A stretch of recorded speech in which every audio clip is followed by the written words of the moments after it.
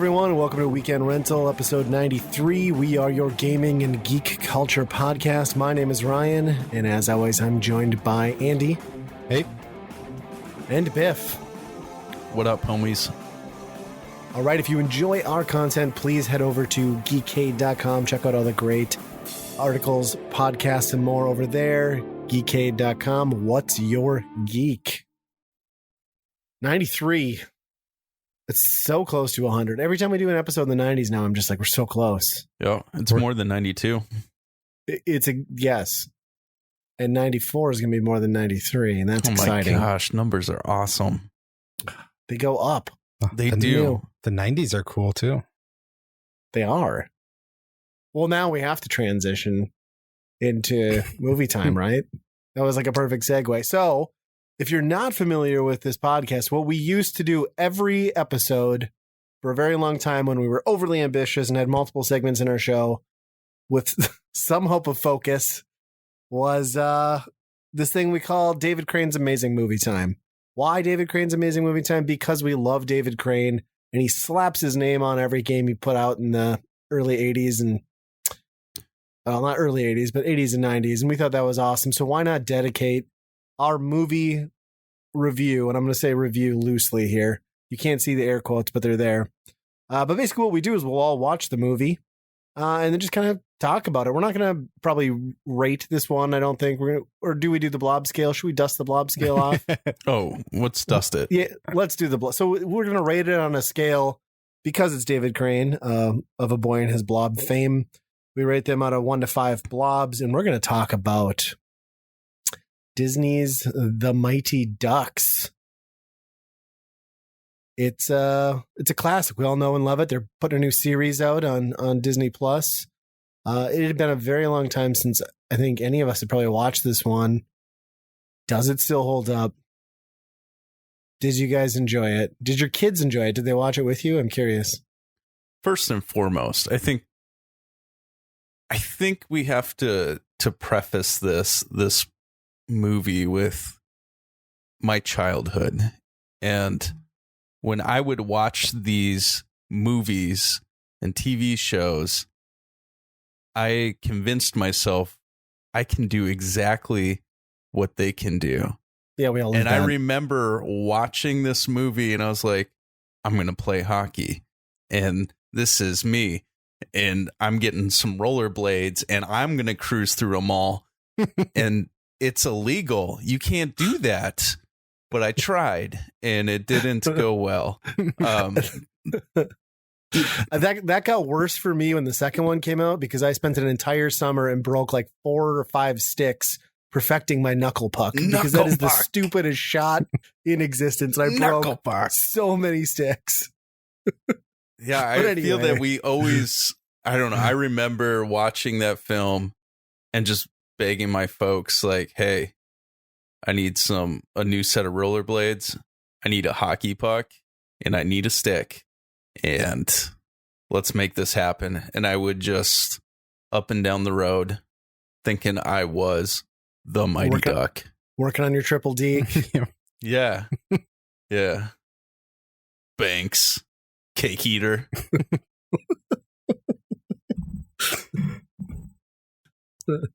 Well, and then also, like, since I'm from Minnesota, like, this is like the Minnesota movie. Oh yeah, 100%. Like, there's nothing like back in the day. There was nothing that was else like this. Everything was out in California and all that shit. So it's like cool to see something for kids also based here. You know? Yeah, it was really rare back then for stuff like that to be shot on site, like in the Midwest in the winter too. I mean, granted, Minneapolis is a big area, but yeah, still never happened. And I suppose you watched it and you're like, I've been there, seen that before.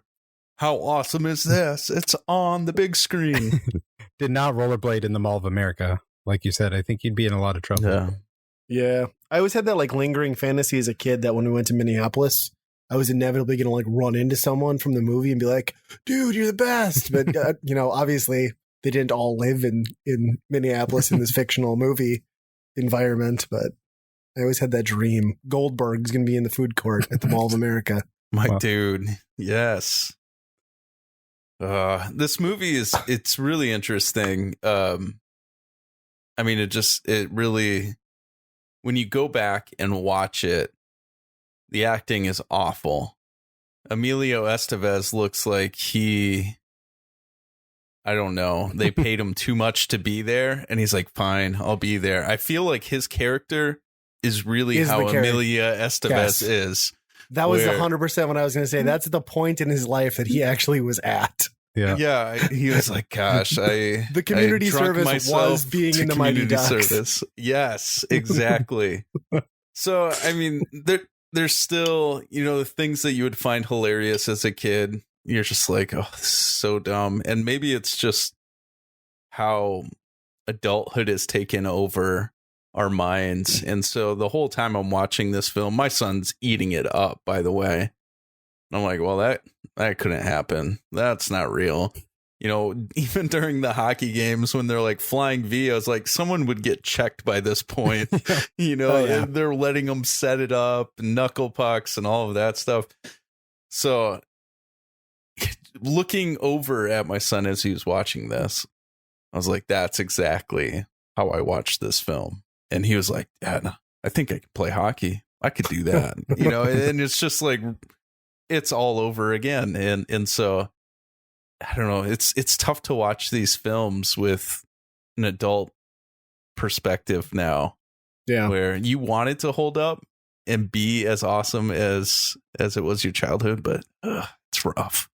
Yeah, and we should maybe pause for just a brief second, because I realize we're like 10 minutes into this, or 5 minutes into this discussion. We haven't even really explained, in case no one's seen The Mighty Ducks, what this movie is or what it's about. So basically, The Mighty Ducks is a rag to riches sports movie. Basically, Emilio Estevez plays a lawyer. He gets in trouble with a Dewey. Also a questionable start to a kid's movie. Not setting up the best behavior. But as punishment, he has to do 500 hours of community service, which he gets assigned to coaching a hockey team from apparently the poor side of town, somewhere in the Minneapolis, St. Paul area. So he's got all these kids that just cannot play hockey. Turns out he had been a former child prodigy. He hates hockey now. He hates his life. He hates children. And somehow he gets his crap together, starts sleeping with their moms, and gets the hockey team back on track for a championship. Go just like that. Ducks. That's the movie. Quack. Yeah. Quack. Quack. Mr. Ducksworth. Mr. Ducksworth. So there's a brief synopsis. The beginning of that movie, with the past year that the Minneapolis police force has had, it has really not held up well when the white guy gets out of it, and he's like, you can have community service, yet still paid full salary, drive around in a limo. Right. Oh gosh. Plus, let's talk about the first time they met. Emilio Estevez, he got his Dewey. He's got the Pee Wee hockey team now. Pulls out on the ice in his limo to meet his team, and they're just blown away. I think that part is actually pretty comical when they get them all in the limo and they're just messing with everything. He's on the phone. I think it sets up the story really well. Just how annoying these kids are, and hilarious, and definitely. Can I say ragtag? Yeah, I suppose ragtag bunch of kids. Yeah. The thing I hate about that scene, though, is where it ends and the mom's freaking out. She's like, how dare you have the ball out on the ice? I'm like, lady, this is a rink. They only flood it 5 inches deep. What are we doing here? That's what I was not following through. If it was a small lake or actual rink or what, but even so, it looked like just a rink. Yeah, that's what I thought. It's just funny because really I hear that. Just to ice break, and then it drops movie's over 2 inches, and they're like, "Oh my gosh!" But how many times have you heard that exact conversation where somebody's worried about the ice, and then another person says, "It's fine. I've lived here. I know ice." Yeah, it happens all the time up here. And then 2 people are dead. Yeah, yeah. It's not funny, but up where we live, a truck, a trailer, a snowmobile, or 10 go through the ice every year. Yep. And this year was bad for it because we had a very warm winter. Yep. Heavy things on ice are not a good combo. Yep. But like Goldberg. Well, I don't know if you guys know what's up with him now, right? He's like a meth head. Yeah, but he's like a year sober. Like he waited to open his Christmas presents for like 2 months because he wanted to like enjoy them and open them on his full year of sobriety. Wow. He actually kind of looks like Goldberg now. Really? Way skinnier Goldberg, but he has like teeth and stuff. Someone helped him out. He looks not like the creepy homeless man that got arrested a year ago. Wow. I missed this.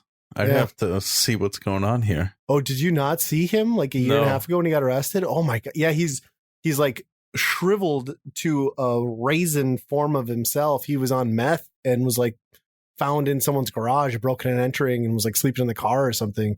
He's unrecognizable. Really? Oh yeah. Here, I'll pull it up. To take a look. Yeah, you guys keep talking.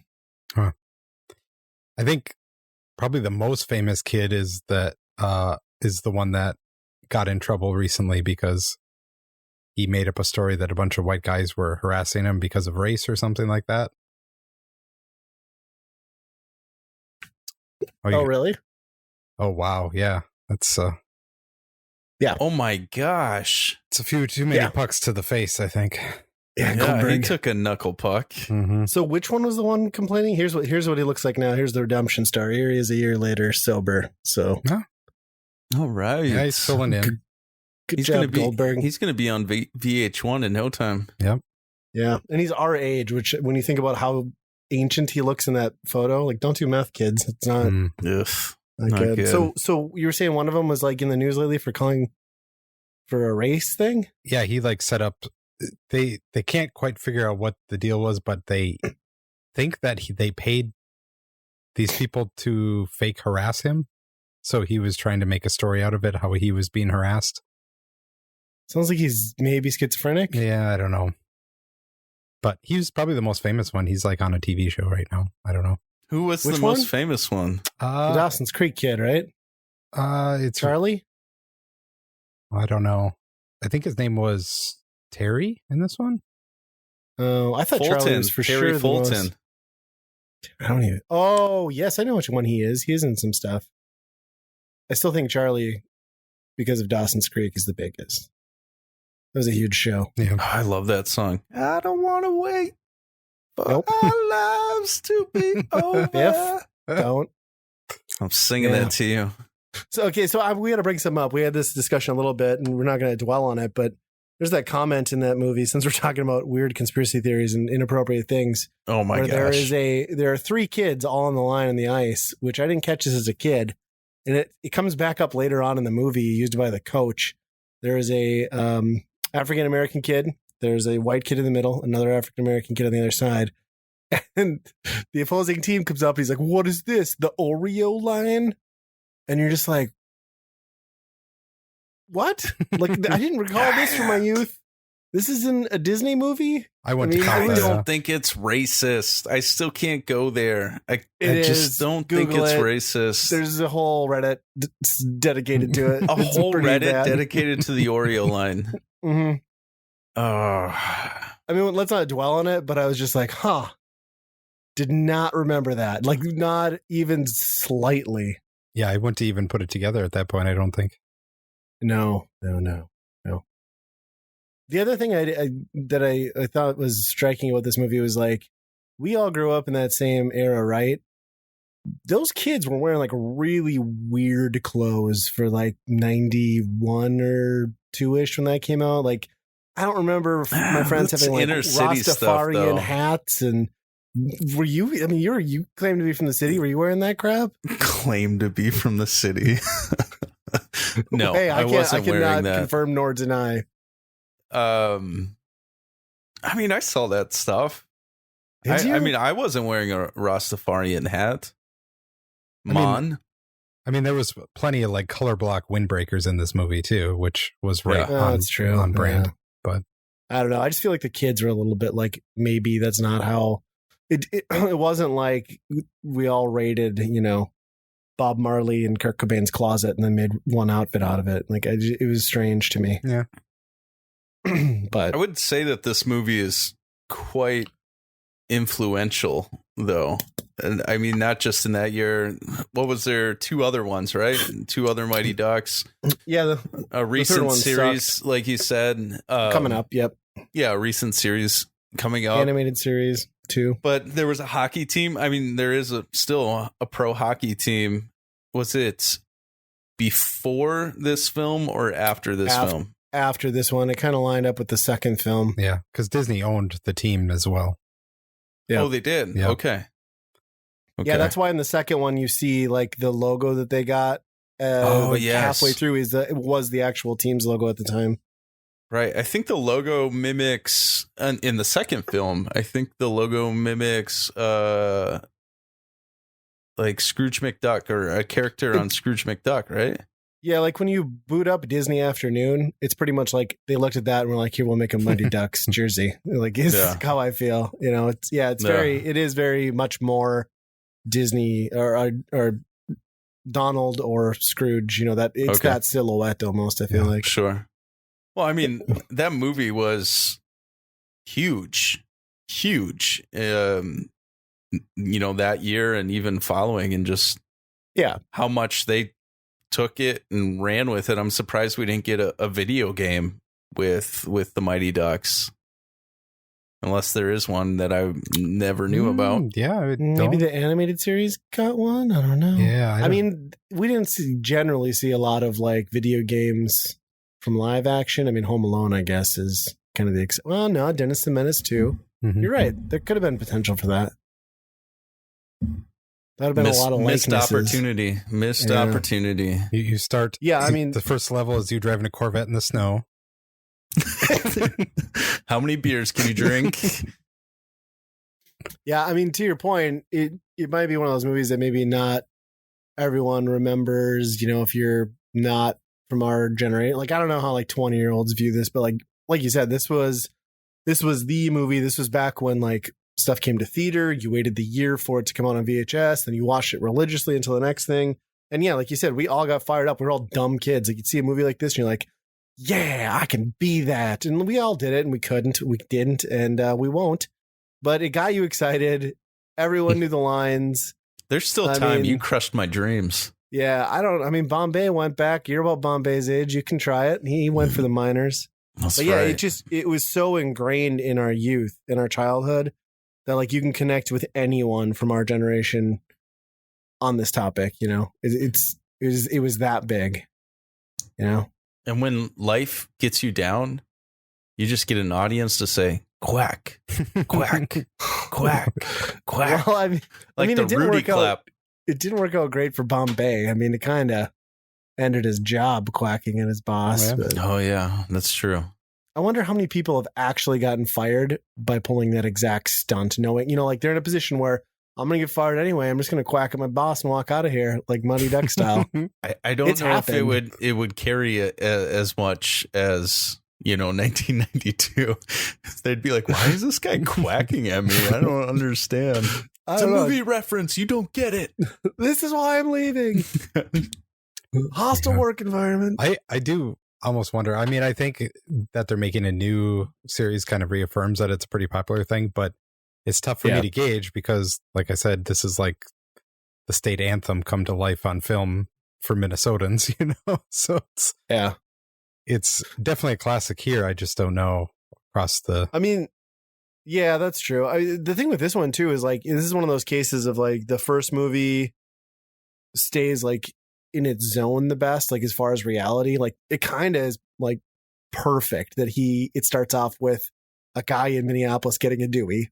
That's just kind of a thing around here because of the Midwest winters. Yeah. And then like the fact that at least they kept it realistic enough that like, I mean, the team miraculously getting great overnight makes no sense, but it was all kept in the Pee Wee League. It was kept in the same towns. It's that second movie where it starts to get very movie-fied, right? Like you can't just pick the 12 people you want from your Pee Wee Hockey League team and have them play for Team USA. That's not how that works. There's a whole like vetting and qualification system. You can't bring a rope onto the ice. I forgot about that. God, we have to do a movie time on 2. Yeah, that's and then probably by the third, a racist thing too. maybe if you're a jump rope. And then by the third one, I think it was like even worse because it was just the same team again, like showing up in college somehow. And I don't remember that one. That one's real bad, man. I think 2 is probably the most like polished package, but 1 is still like the most authentic feeling to what the situation called for. It's still ridiculous. There's still, like you said, the rollerblading in malls, and I don't know. And it is super questionable that he's just going after that kid's mom. Like, I mean, that's the only time he cared. Once he got into that relationship is when he really put effort into the team. Then the exact moment. And then it's strange too that like Charlie's character is just like encouraging it, like, please bang my mom. I can't go out. I got homework. You guys go on a date.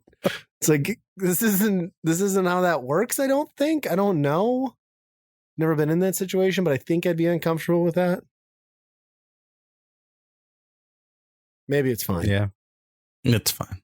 I forget it didn't work out. They talk about it briefly, right? Like the transition from 1 to 2.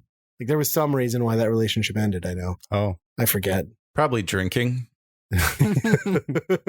Yeah, he slapped her around a few too many times after Night on the Town. It's probably about right. That would be funny to like the reoccurring story. Oh man! Oh God, it would I guess I'm going back to my Ducks team. It would line up so perfectly right now too, because in 2021, right now, people would be me tooing about Bombay like in an abusive relationship from 20 years earlier. Then everyone's gonna like hashtag I'm with blah blah blah. It'd be perfect.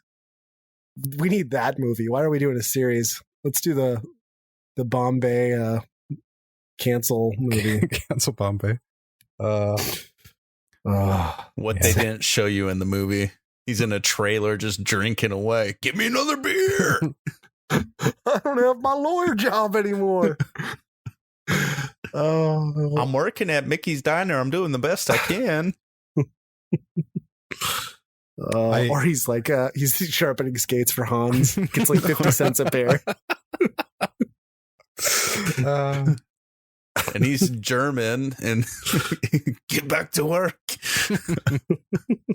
The one thing I remember deeply that like this came out the exact moment that the North Stars were basically moving out of Minnesota. Yes, it sucked. And they reference, like the North Stars and how good they are and how awesome that team was. And then it's like, yep, the exact moment that movie came out, it was like, oh, they're gone. Bye. You think what that would have done for their like local attendance, like on top of what they were already doing with like all these kids jacked on hockey and from Minneapolis. And it's like, oh, we sold your team. Yeah. Sad.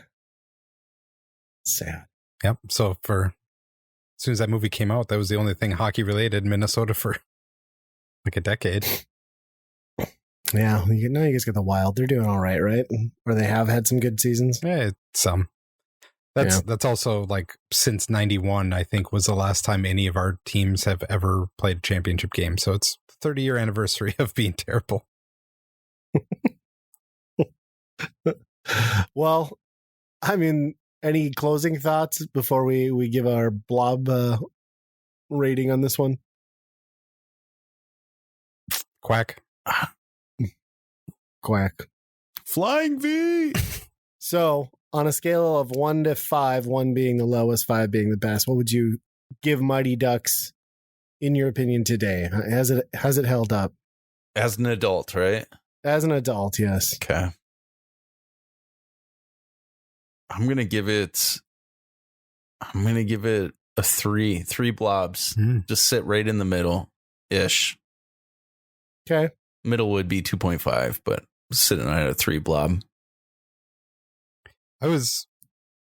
I'll say a 4. I mean, there was, like you said, the kids on the ice was a good time, but at the same time, like when they did the dog shit through the window and then they did that chase, it was like this Home Alone garbage that they tried to throw in there. It's like, that just didn't hold up very well at all. I agree.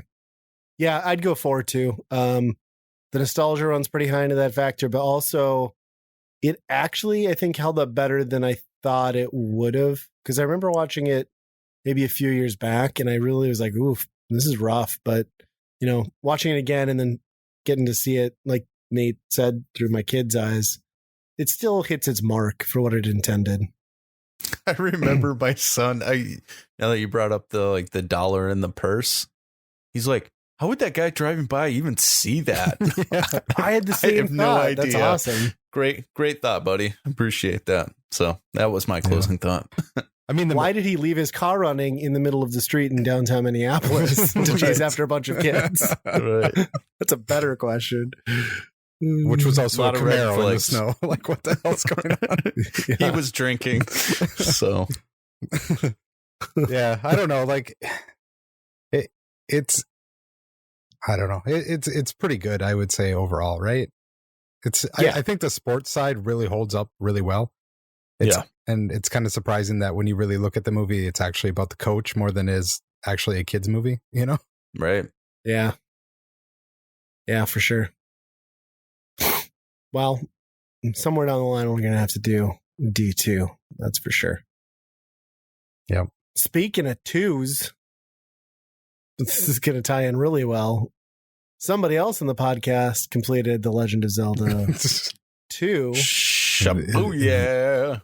I didn't get as many texts telling me that I should die a horrible fiery death from Andy, but what did you think of it? Andy's way too nice. Way too nice. No, like, okay, so I was pretty into it the first half, I would say. How far? Like, be specific. Where at was the dropping point for you?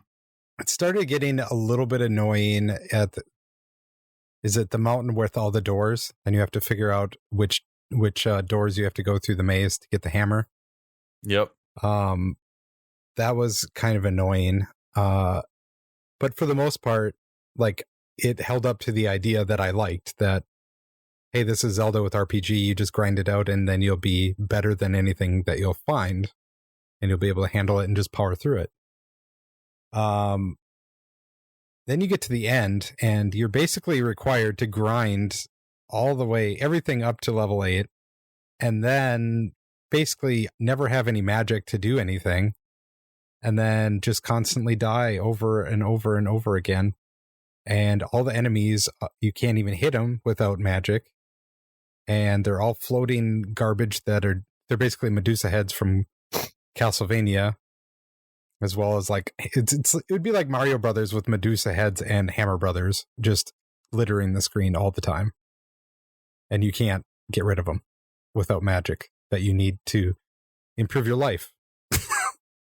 It's at the end of that game, the RPG elements are non-existent, and they made it for the wrong reasons. They added that, and it doesn't do anything to that game at the end. It's garbage. It's garbage. The game is garbage, or just that part of it? I think, well, I would say if you played up to half point, just end there. Because after that, it's just annoying. That's kind of where I've gotten, and I never thought, it's frustrating, but it was never like, I want to kill myself, so I guess I need to become suicidal and play through this with you guys. So not with us. We're done. I'm never done. I'm not playing that game yet. I'll be texting you. I will never go back to that game multiple ever. times to let you know what I think about it, Nate. It was the worst game on the NES. Worst game. Biff, Plus the secrets. Some of those things, I don't know how you possibly... some of that stuff was in the first game, I guess, too, but... It's so cryptic. There's a couple of those things that you would never get unless you looked it up. Like, there was a couple things that I'm like, what? You were supposed to do this? Like, there's one point that you just normally go through every city, and there's no reason why you would think you'd do anything different in those cities. Yet one city, you can go down a chimney if you use a jump command. And it's like, how would you ever know that when you're not even trained to even look for something like that? Nintendo powers. What's that? What's down the chimney? It's like the upward thrust power, which I think you need to get through. Have to have it. Yeah, you have to have it to get through one of the palaces. Or even just some of the dumb things when you walk through the town and you get your health, you get your magic, and then this girl's like, I'm thirsty. I need something to drink. And you're like, okay, what am I supposed to do with it? And then there's a fountain that you just like literally crouch right there at and hit with the sword. And then it's like, you have water. What the heck? Well, now what do I do? Go right back to the lady and she's like, oh, thank you for a drink. I mean, it's such a cryptic. It's so cryptic. Yep. Yeah. And it's a game that you just grind and it's unforgiving. Like you said, those RPG elements where you feel that, like Diablo, once you start getting your character just beefed up, you're supposed to feel good and power through things. Yeah. You're pretty much unstoppable at that point. And then all of a sudden you're expecting that in this game. And it's just, oh, I suck more. Oh, okay, I killed this guy. Oh, now I suck even worse. These guys are way stronger than me. Oh, it's awful. Well, in the Hate it. end of that game, you're basically, because you need firepower basically to kill anything that's blue. So you're basically just running through things. You're just trying to take at least amount of hits to run through them. Yep. Then and actually fight them. The lack of fairies and health. Oh my gosh. If needs is fairies.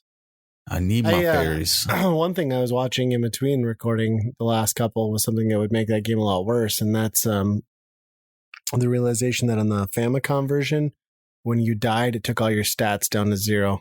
Oh my gosh. So you couldn't even keep progression on that. It was like... That's awful. Yeah. That's awful. I thought it was bad when you died and you had to walk back from the castle all the way to wherever you're going. Yeah. Those kids had it rough. I can't believe you guys didn't use the rewind feature. I did on the last palace because I wanted to finish it today, and I'm like, this is a bunch of bullshit. It's impressive. It's good. Especially you get it done. The very last, well, not the last boss because that one's easy, obviously, but the bird thing. You have to go in there. You have to use half your magic bar just to be able to hurt him. Yep. And then the rest of your magic to use jump and probably shield to take less damage. And you basically have no magic left for the rest of the fight. And I do like when you fight Shadow Link and you can just stand in the corner, crouch down and just stab away. And that's how the game ends. You're like, oh, okay. Apparently that Shadow Link is back on level 1 and I just destroyed him. Yep. No, I was like, oh, this is a decent game halfway through. And then after that, it was nope. Because no one goes beyond that. It all fell apart. Just a couple idiots on a podcast go that far. Yeah. I mean, it's probably worth guesstimating that maybe you are the only 2 people on the planet that have beaten Zelda 2, but I'm pretty sure we're the only 2 people that have conquered that. I mean, game. really, like I bet there's a lot like us, right? That, you know, we all like Zelda games, but how many of us have actually? I mean, that's what made me go through. It was like, I like RPGs and I like Zelda, and I've never really put the time into this one. So, okay, I'll play it. I'll start playing it now. I'll try to get it done before the next one because I still like what I've put into that game. So we'll see. You'll be destroyed once you get to the mountain. I'm going to come out of there all fucking sunshine and roses. I'm telling you that right now. I'm going to make a point. I'm going to find something to love about this thing. No, just live stream it, and so we can watch the pain and torture. No, because I'm not getting to live stream a game. You. That's not nice. You suck. I thought this was a friendly podcast. Yeah, I'm over that now. Speaking of Zelda, I'm having a little bit of an issue with my son because he's a freak when it comes to Breath of the Wild. So now his thing has become, he's found exploits through YouTube on how to glitch and break the game. So he's going back through now and air glitching his way to all the shrines that he just can't problem solve and walking in and getting the goal. And he's doing this all over, just completely breaking it. And I'm just like, dude, how did you pull this off? And then second of all, I'm getting irritated with him because he'll come over to me and he's mad because like I'm stuck. I can't do anything. Like, my character won't walk. I'm like, yeah, you're cheating. Like, that's not supposed to be part of the game, ding dong. So I don't want him to feel like it's a good thing to glitch. Now he's doing it. And so he glitched the shit out of Breath of the Wild. And he asked me to start him a new save file for Mario Galaxy. And he is now glitching his way to get stars or moons that he shouldn't be able to get way ahead of time and like powering through it. And I don't get it. I mean, he watches these videos and just like snap, like he just does it.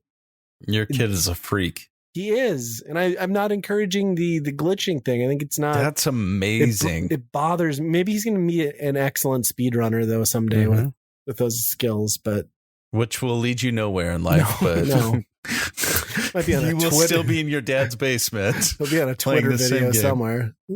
Yeah, not a Twitter, a Twitch video. But yeah, I don't know. It's very bizarre to me because I never looked at a game like that as a kid. Like I just never. I mean, I guess we all ran into glitches, but I never just sought them out as a way to crush a game even more than I already crushed it. No, it's pretty amazing. That the sequel better come out soon for your son, or he's going to lose his mind. Mm-hmm. I know. I'm really hoping 2021 yet. We'll find out. There's a little bit of like a rumor of like they might have just leaked, but I read the article and I was like, nope, that was not a leak.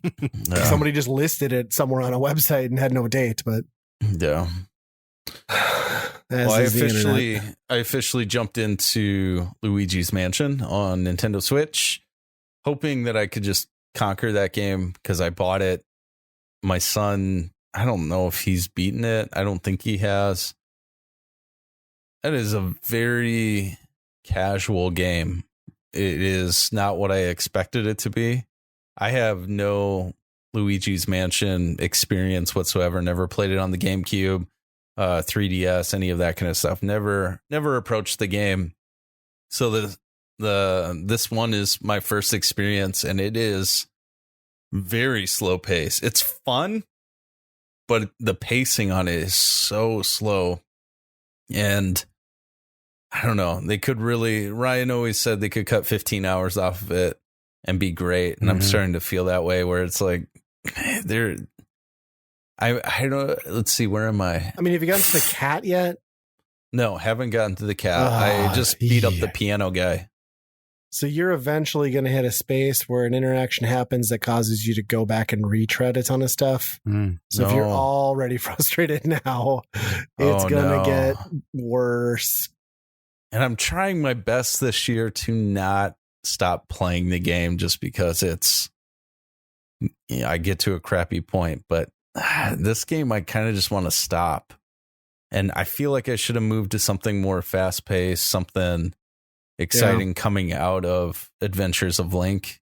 Instead, I went to this one, and I'm regretting my decision. I think it's too bad that you're having to do it solo, because I at least got to grind it out. We did co-op the whole way through, which, it's a good game in that regards for pacing, because if you've got younger kids, they tend to game a little slower anyway, so it works in its favor that way. But yeah, I could see on your own, as an adult, it's not an overly difficult game. It's more of just like a slow and steady treasure hunt sort of feel. Right. I mean, I think it's worth beating, but yeah, it needs desperately to be shorter, and it'd be a greater game for it. But I like what they do with like the concept of just like, we can take a hotel, and for whatever reason in this hotel, every floor is like themed like a different world. Like that's kind of a cool aspect. But yeah. So I just beat the piano guy. How far am I? Halfway? Maybe. I don't think so. That's a long game, right? Yeah, it's like 36 hours, I'd guess. No. I'm concerned about this. I really fell off of it because I was trying to do co-op with my son, and we were not a very compatible pair of Luigis. And yeah, it didn't work out so great, but you're saying solo is maybe not any better. So, man, I kind of wanted to go back to it, but I'll stand by. I still think it's worth a playthrough. It's still a B tier game. Like, I'd put it on par with like a Pikmin. Like it's not a game I maybe need to revisit often, but if I put the time into it, I feel satisfied by the time I'm done. But I don't know. I'd say see it through. Okay. I'll keep on grinding away. There's some fun stuff, but I did take a break from that to play a little bit of Tetris Effect. And nice. That thing was making me so sick. I don't know. And I was, it's not in VR or anything. I found myself just sitting there and then like cocking my head over a little bit. And then I was like, I got to shut this off. I'm not feeling good because you just see the background like shifting left to right. And then I went back to Luigi's Mansion and then I felt like everything was like shifting left to right in it. That game screwed me up. Oh, you got to see it in VR. Something else. Yeah, I don't know if I could. Because your VR disappeared or because it would make you sick? Sorry, I had to.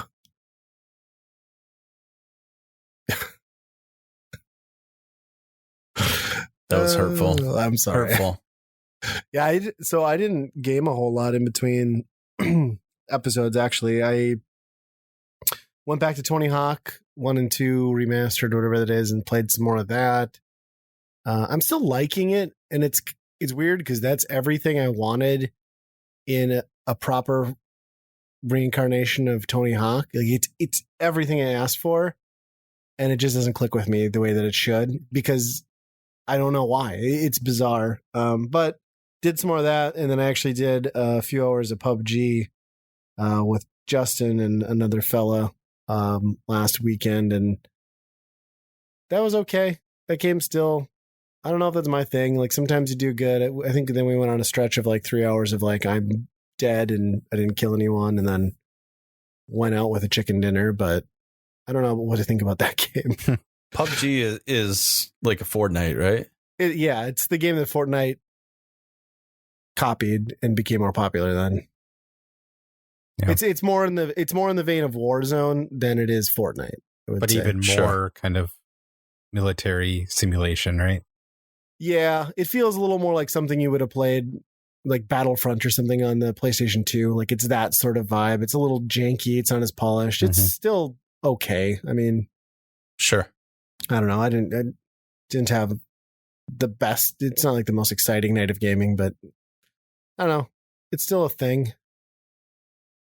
That's kind of all I've done. Pretty boring. I've just been wasting my time with Zelda 2. That's pretty much. Well, the waste is over now. Yep. Mm-hmm.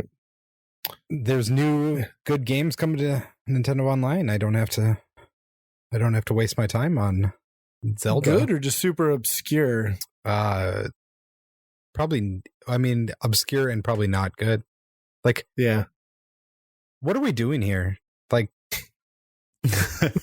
I was just glad it wasn't Jalico. I know, to be quite honest. You got like 100 first-party games. You could just put one on there. That's all you need. Just do one. And no, it's you don't have to pay anybody for licensing that way. Yeah.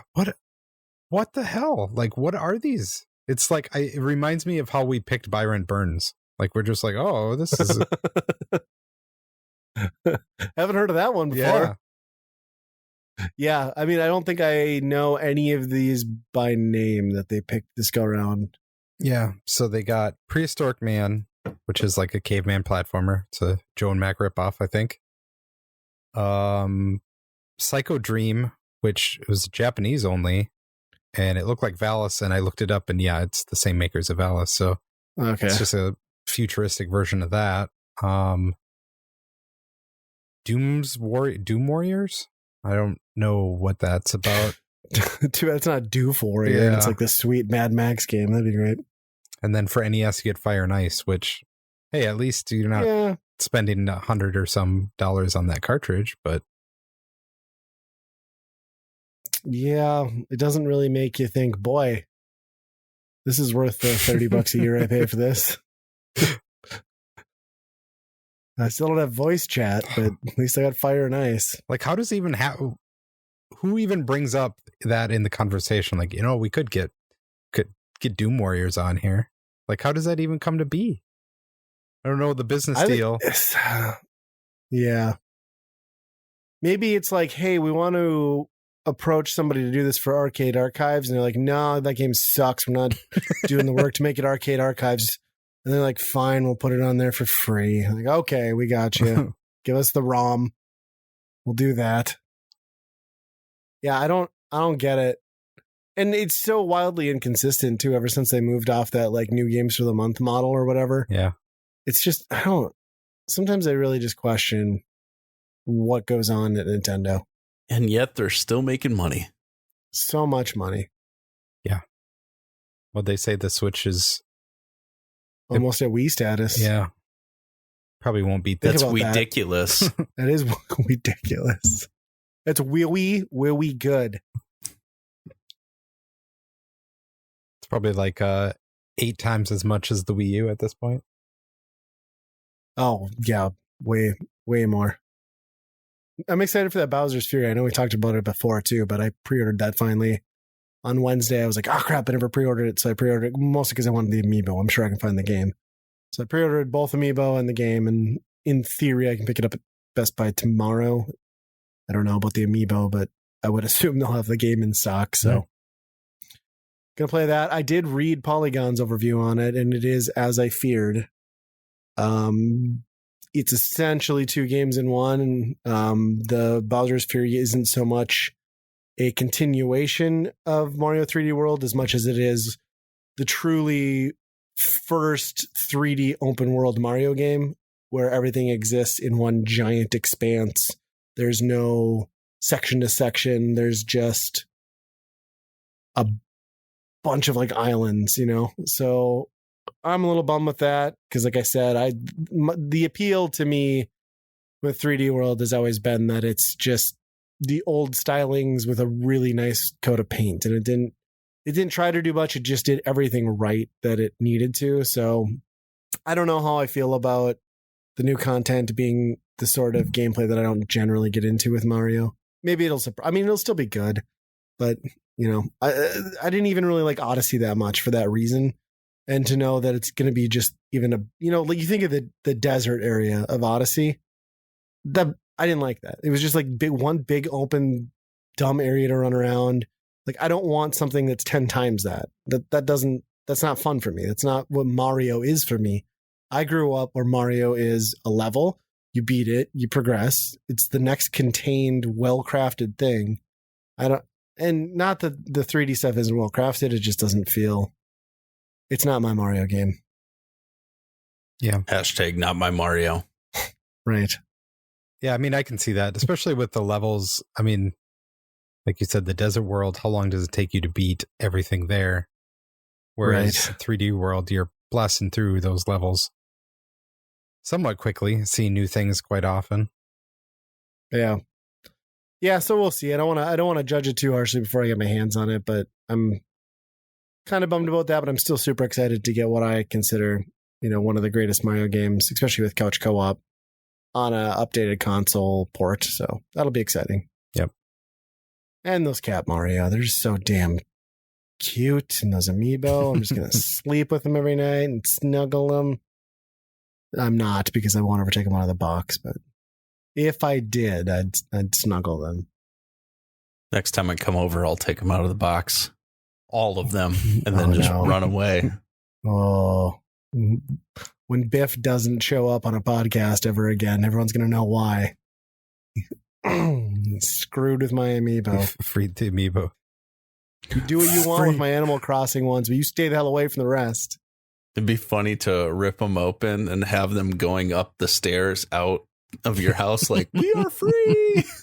I'd be like in tears before I even made it to the door. Wouldn't be good. Just a massacre of amiibo. A broken man. Broken man. Yeah. Yeah. So another thing, this doesn't transition really into much anything, but it just kind of went down this weird train of thought that I think kind of fits into our podcast and the whole nostalgia vibe. Was I picked up that new Foo Fighters album. The one that Dave Grohl said was going to be a party album. Yeah. I guess you could call it that. So it's like 9 songs, and it's good, right? Like, it's good. It's the Foo Fighters. It's not going to be bad. But like, there's not really a radio hit on there. I don't think. I know there's singles out there. There's not the song that I'm going to just like itch to listen to and like look it up on Spotify. And like, I came to the realization that that's been the case for 3 albums solidly now. And I just started having flashbacks to like, remember when we were, well, you guys might have been more middle school. I was even middle school for some of it, but like middle school, high school, when it seemed odd that like, I don't know, that like Tom Petty or Aerosmith and these like legacy acts had like a hit on like popular radio. And I'm starting to realize that maybe like Foo Fighters is the next generation of that sort of thing. Like they can still get airplay because of their back catalog, but I don't know that they're necessarily, if you're not, they're not innovating, right? Like it's just, they're just an arena band, right? And that's super sad to realize that one of your favorite bands is just probably never going to put out the monumental album again. Like it's kind of just probably done. And that bums me out. What when you say party, is it like Andrew WK party or like LMFAO no, party? Bowie. No, like Bowie. Okay. More like Bowie. It's very poppy with like chorus and female vocals in the background. It's not, that would be something like a Foo Fighters take on Let's Get Wet. That'd be amazing. Yeah, no, it's all, like I said, it's all well done. I mean, I can't say that anything they've ever done hasn't been well done or well produced, but it's not making waves. I mean, and it's super disappointing because, you know, there's one of the biggest acts in like rock in a dying and dead genre. Like, I wish they were pushing harder to evolve it and not just lean back into like pop sensibilities. And I don't know. I mean, I sound like I'm hating on it, and I'm not, because I enjoyed my listen through, but I just kind of walked away from that being like, yeah, I could see my daughter buying tickets to go see Foo Fighters with like, I don't know, Eve 6 opening up, you know, at the fair in 5 years. So, and I don't know how to feel about that. You know, it's probably the same thing where like our parents were like, why is my kid going to see Aerosmith? Like, they haven't had a good album since like 80 whatever. I did see Eve 6 at a fair. Yeah. I think that's probably their racket at this point. Right. But I mean, actually, it was a rib fest. It wasn't even a fair. Oh, man. So I think that is rib fest. That's lower like than a fair. It's lower than a fair. For sure. And then after, okay, what's before like a rib fest? Would it just be a bar? Is that the level? We should create the levels here. Yeah, I think it depends on the bar. Are we talking like dive bar, 20 people can walk up to it? Or are we talking like the outdoor bar event? Bar? Okay. Outdoor bar event. I would say that falls below both a rib fest and a fair. Okay. Right? Yep. So it goes bar, outdoor bar, rib fest. I tell you, once you go down to the fair. Yes, I think that's the progression, right? Yeah. Well, we got to divide this up. Are we talking county or state fair? Because the tiers. So I would say a rib fest is above a county fair, but a state fair is above a rib county fest. fair. Yep. Yes. County fair might actually be lower than outdoor bar. And then it might go state fair after county fair, state fair. State fair, right. Stadium. Yep. Yes. Yep. Absolutely. There you go, folks. Where's the progression of bands. Oh. Casinos. Oh. Yeah. That's probably above county fair, maybe, but below Rib Fest. Yeah. I think like just that's like on your way to go back to the outdoor bars. Yeah, that's like one step before you're only doing state and county fairs, because those are the only gigs you can get in the summer. Yep. Do you think those musicians that were once hot ever just sit in the casino like, how did I get here? All the How time. did I get to this point? They're like, Hey, this is another $2,000 in her pocket, boys. Well, when it gets making it happen. When it gets down to the bar thing, I always remember the Warrant showed up to an outdoor bar in Perham, and then shortly after that, he offed himself. So it was my gosh! Once you hit that part as a performer, when you hit the bottom, yeah, maybe this. I remember seeing Alien Ant Farm. Alien Ant Farm played a local bar in town here. So this is post, Smooth Criminal, all that garbage. Yep. I'm not an Alien Ant Farm fan, but is there I went to the concert because someone gave me a ticket. I felt so embarrassed for this once big name band. There were 4 people in the entire bar. And I sat behind just this booth, just sitting, and they were out and they were just looking at each other like this is the worst day of their lives. And there was one drunk girl just dancing right in front of them, and that was it. It was, I know they were mortified. Just this is the worst. I had a similar, but not nearly as bad as that in town too, where Local H had come through, and for whatever reason, this buddy from Minneapolis got all excited. He called me up and was like, "Dude, have you ever heard of Local H?" I'm like, "Uh-huh." 20 years ago. Yeah. For some reason, he had never heard Bound to the Floor or whatever that one hit is from them. He thought it, I suppose they started playing it on the radio in Minneapolis because they had stopped in Minneapolis the night before. Anyway, he couldn't go to that concert, so we got all excited and drove to Fargo, and I'm like, I'll go with you, I guess, whatever. So we're in the bar, and it's not dead, but I mean, it's a small shithole, one of those venues downtown. There's maybe 30 people in there, and they play their set, and my buddy's just freaking out. He's like, "Man, can I get a picture with you? Can I get a picture with you?" And the guy's like, "Yeah, I mean, I gotta pack up all my gear first. Can we make this quick?" And then the dude's camera didn't flash or whatever, and finally the dude from Local H just got pissed and walked away. And my buddy was kind of pissed off. I was like, "Dude, put yourself into his shoes." This guy was in one of the biggest bands playing sold out shows and festivals, and he's now in a dive bar in Fargo, North Dakota, loading up his own shit.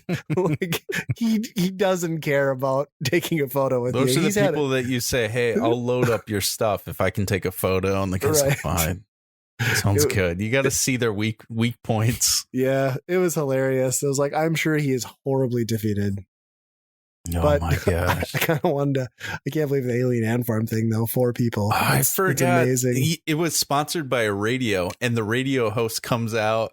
He's like, "All right, Fargo, you guys excited?" And there was nobody clapping, and he's still doing the radio voice, still getting trying to get people pumped up. It was, and that was at the beginning. Wow. Oh, it wasn't good. How long ago was this? This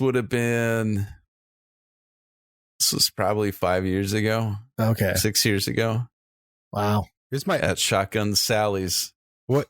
When you're a band like that, when do you play Smooth Criminal? Is it the first thing? They waited to the very end. They waited to the very end. Yeah. If it's that night you play it and you walk out. That was on the floor was like, "This is the best song ever." And just even afterwards, they're just like, "Oh." Did they come down and hang out with people in the bar after they were done? Nobody stayed around. Everybody walked out after Smooth Criminal. And by everyone, I mean the 4 people that were in there. Oofda. I could have easily been like, "Hey guys, let's hang out." And they might have taken me up on it, but I will also buy you walked food. out on them. I can tell you need sustenance and you can't afford it on your own. Not even the girl. She left too. Wow. I don't think she probably hit the ground at that point. Was her name Annie? That would be great. This song's about me. Yeah. Alien Ant Farm, if you're listening to this, I'm sorry. I'm so sorry, guys. I know they're not listening to this, so my sorry was not really genuine. Well, I just bring this back. I kind of don't want to dash your dreams even more, but I saw that Foo Fighters is nominated for the Rock and Roll Hall of Fame. I did see Oh that. my gosh. Which kind of means Where that everyone goes to die. Yeah. Yeah. The Hall of Fame should be when someone dies, not like you're still alive. We're going to put you in the Hall of Fame because please don't do anything more. Yeah. I mean, that just confirms your legacy act at that point, like 100%. So yeah, there's nothing. They look at what you've been doing and like, yeah, they're just doing the same stuff, you know? Yeah. I mean, and they totally deserve to be in the Rock and Roll Hall of Fame. Mm-hmm.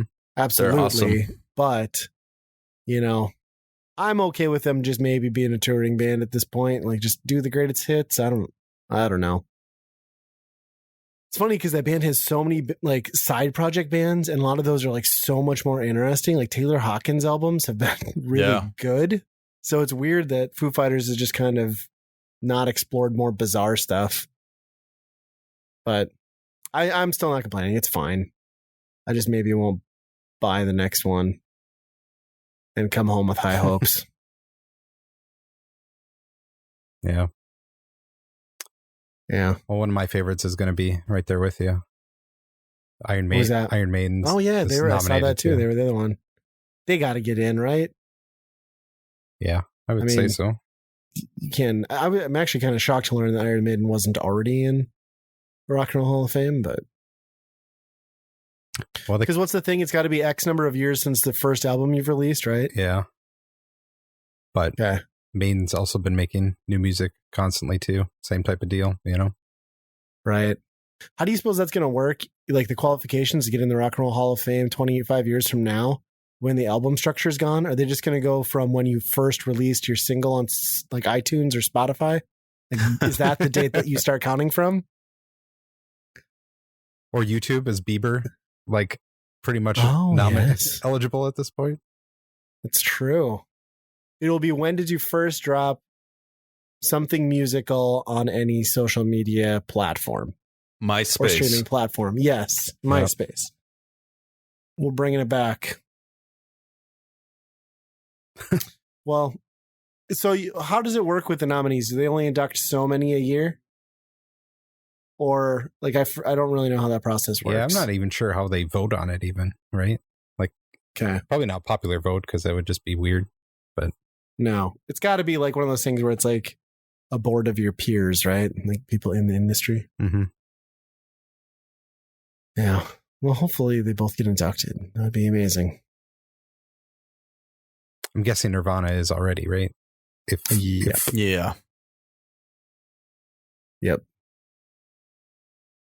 They did. And they were like, I remember there was like that controversy about that, how they didn't induct, the first drummer, because he actually did play all of Bleach, and then some of his drums were still used in why am I blanking on Smells Like Teen Spirit? What was that album? Never mind. Gosh, yeah, that's bad that I just blanked on that.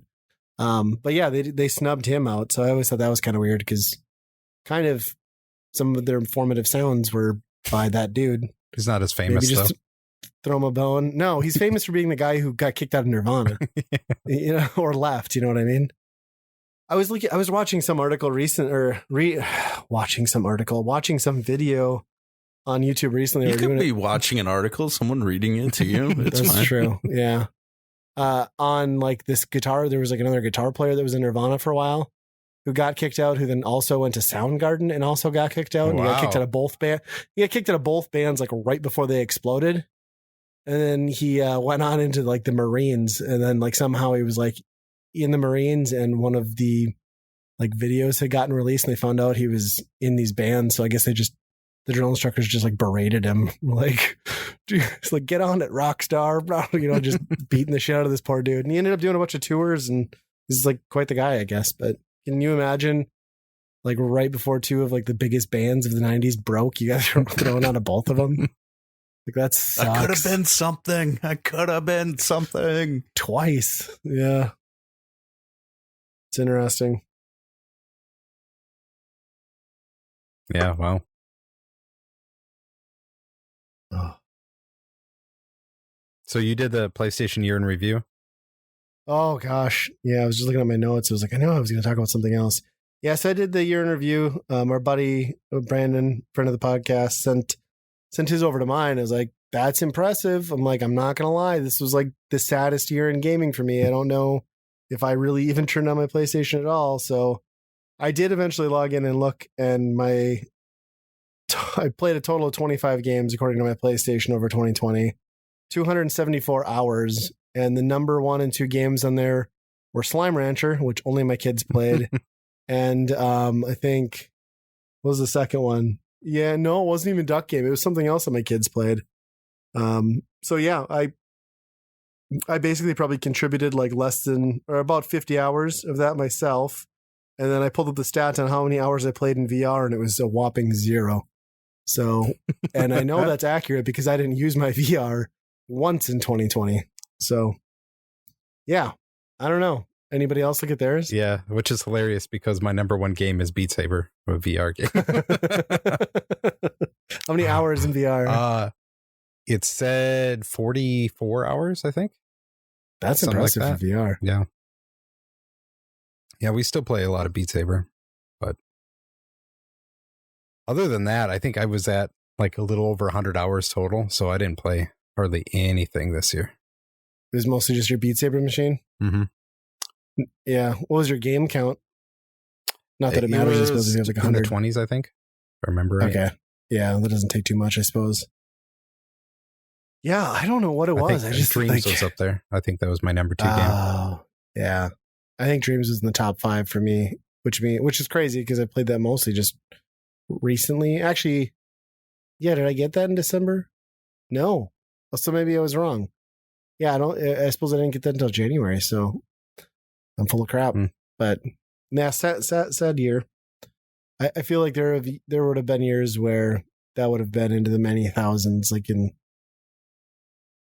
gosh, I want to say that year that you and I did when we really put in the work to do a proper game of the year for this show. We played a lot. Very early on. Yeah. I mean, I think in 1 month, I probably put in 80 to 100 hours between Horizon Zero Dawn and trying to get to the other stuff.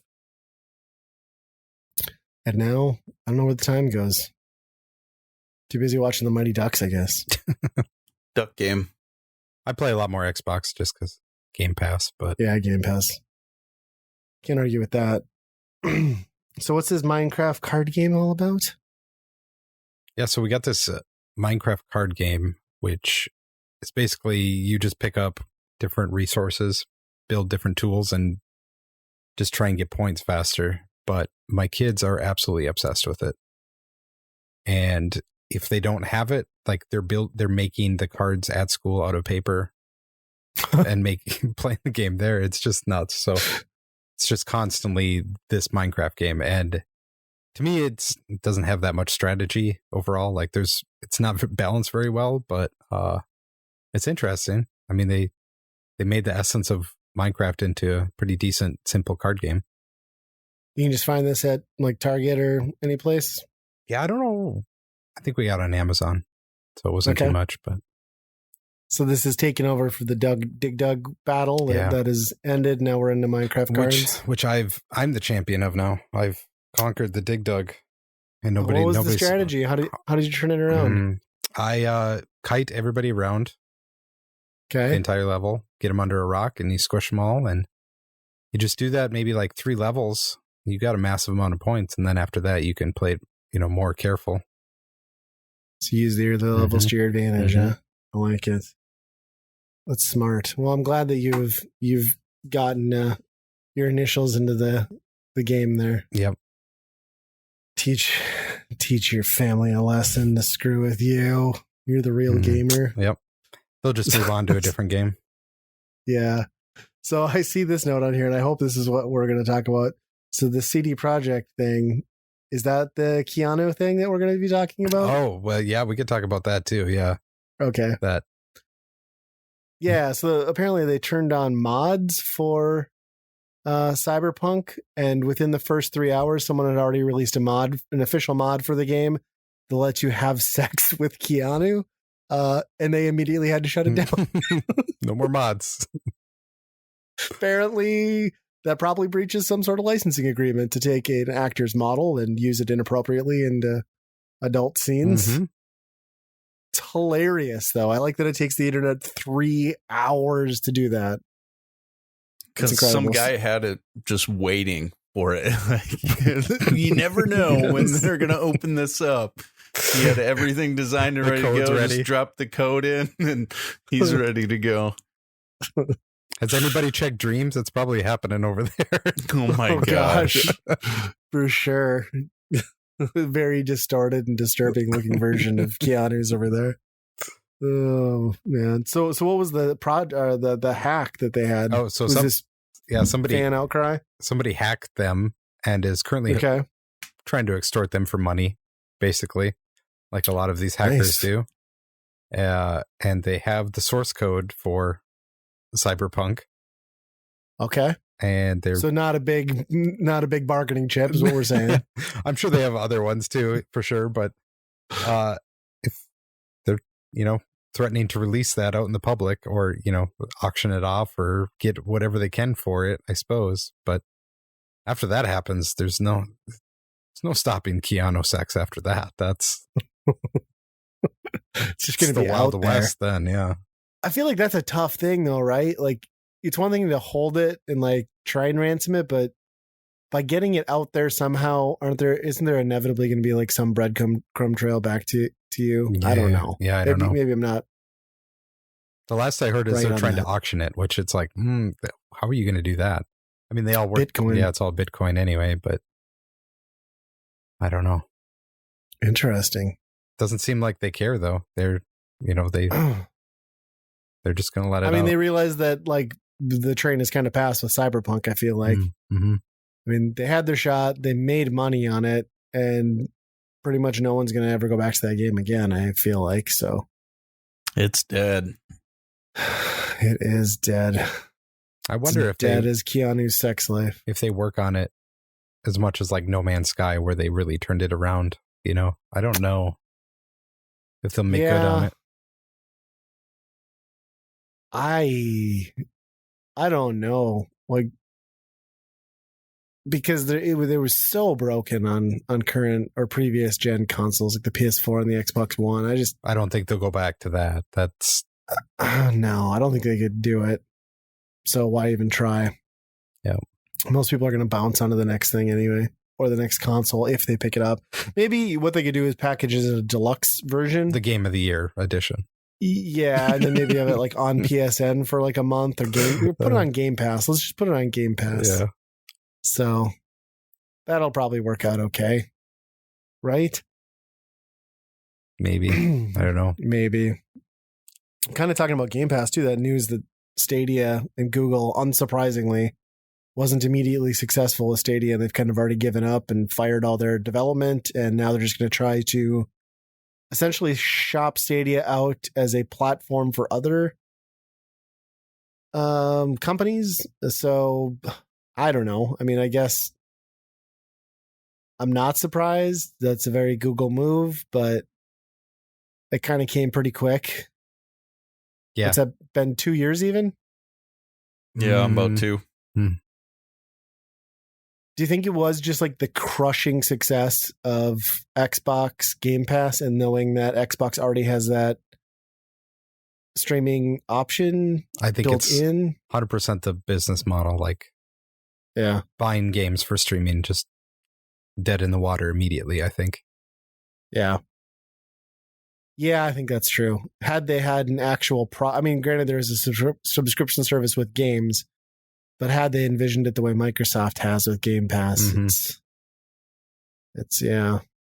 And it's like the Game Pass thing, it's there, but I never use it either, So it's right. It's a nice to have option. It's not the go-to, So I have like a fun story tying into Game Pass because, after we talked about that story where they backpedaled on increasing the price for live, then they were like, well, we're going to make all the free to play games actually free. You won't need live anymore, right? Well, my mom texted me asking for my nephew because they've got an Xbox One at their place. It's like, is Call of Duty like World at War or like whatever, Modern War? And Call of Duty Warzone the same thing or are they different? I'm like, well, that's a fun story. I'm like, yeah, you used to have to buy the one game to get Warzone, but now Warzone's its own thing. And then she's like, well, how do we get that? I'm like, well, technically it's supposed to be free now because you're no longer supposed to use live. So I gave him this information. Then I get a call like 2 days later because they can't figure out how to get it to work because he's downloaded it and it says he needs Xbox Live. So I start looking into it more. And yeah, sure enough, they made the announcement, but they haven't changed anything. All those games are still requiring Xbox Live. So then I'm on to the next struggle, which is going to be explaining to my mother how to purchase and what to purchase to get Xbox Live. And I'm like, you're not going to find Live, so you're going to have to buy this thing called Game Pass. I'm like, also, there's a Game Pass for PC. Do not buy Game Pass for PC. Buy this thing. And I like send the actual picture of the thing from Walmart. And then they get that. Okay. So then you already know what's coming next. They get home with the Xbox Game Pass card and I get a call. How do I put in the number? And I'm just like, oh, this is so frustrating trying to do this over telephone. I'm like, just Google how to redeem code on Xbox Live or like on Xbox One. Please do this. And so after like 4 phone calls in 3 days, I'm happy to report that my nephew was able to play Warzone and now has Game Pass for 3 months. So I hate that kind of stuff. When your parents call about technology, it's just like, oh man, this is a time suck that I just no patience. I don't want to start with right now.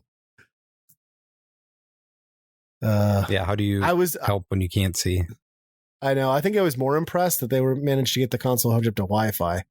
So I think that was at least kudos to them on that.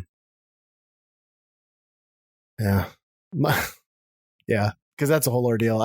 I bet at least 6 times in the last 5 years I've gone over to my parents' house when they buy a new device. And my mom's like, can you help me get it on the Wi-Fi? I'm like, sure. And I search their network. I'm like, all right, here's your network. Mom, what's your password?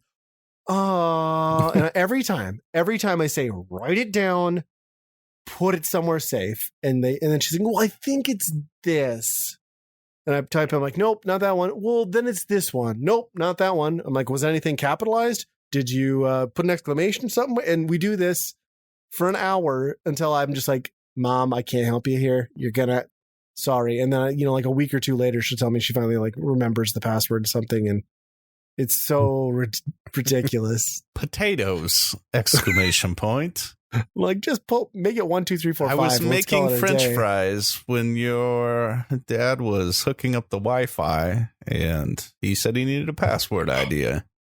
Potatoes it was. There was a solid year that I was trying to debug a problem with my parents' Wi-Fi. It would constantly go out and they don't know why. And I was there and it was happening. And I don't know what's going on.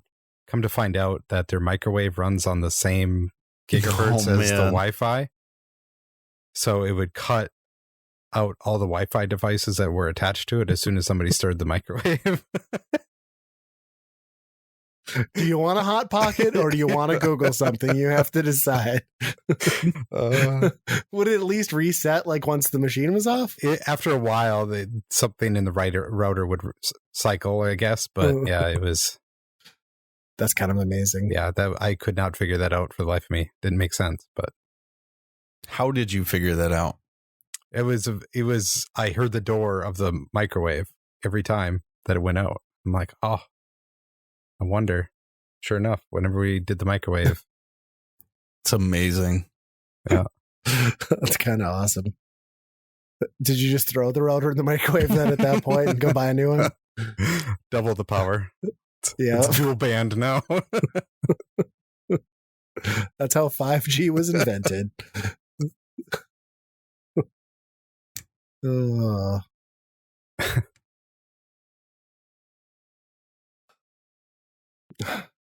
don't know, fellas. Is there any other nuggets of wisdom or things we need to touch on? Or I feel like it was a slow news week. Yep. Yeah, it was quackers. Not a whole lot. And when it's, -10 as a high outside around here, you're not motivated to do a lot. So We've all just sheltered in place for multiple reasons at this point. Yeah. This is the time of year right now where you question why not only us, but anyone lives here. Mm-hmm. Yeah. It's rough.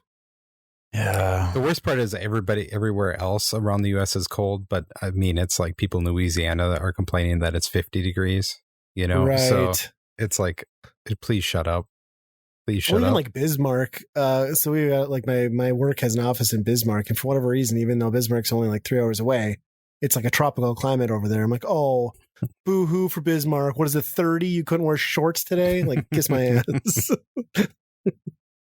Yeah. And you look at those all those storms happening on the coast, and it's like, you know, that's my other thing too. Not only does it suck and it's frigid cold, but like we haven't even gotten the snow this year. Mm-hmm. Like my thing is always, if it's going to be cold, at least give us snow so we can do something outside and enjoy it. But this year is not it.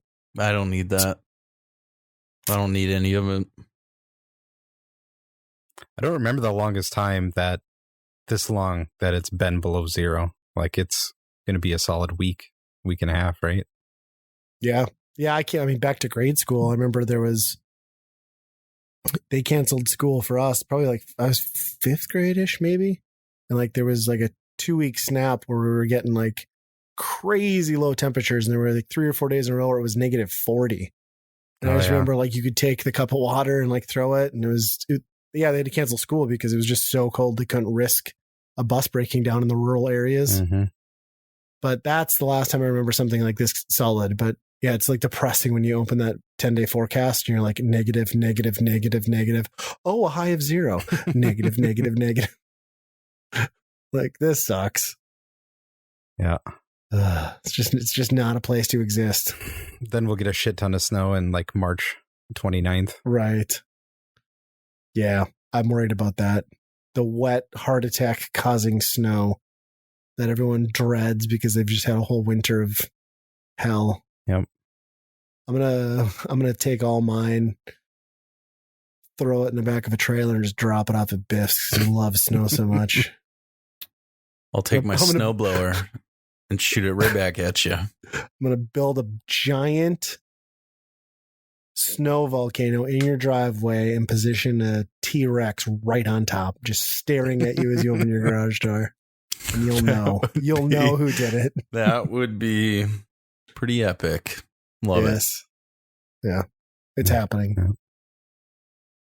I look Speaking forward of to happening, maybe you should take us out. Sure. Where do you want to go? Oh, I don't know. I hadn't thought about it. Valentine's is coming up. Yeah. Hey, do we have any emails that I need to share? Negative. We got some spam, but I think we can skip them. No spam. We're not going to read those this time. All right. No. Well, we need some emails, guys. Send them our way. We want to read them to you. I don't know. Thank you for the listening. Yes, you write us emails. We will read them to you. Send those to weekendrentalpodcast@gmail.com. Go back, watch the Mighty Ducks. Let us know your thoughts. It's an hour and a half. Well worth your time. Make sure you're following us on all of our social media, on Twitter, Facebook. You can find all things Weekend Rental at weekendpodcast.com. As always, friends, be kind. Rewind. Quack. Quack. Goose? Gray Duck here. Ducksworth. Mr. Ducksworth.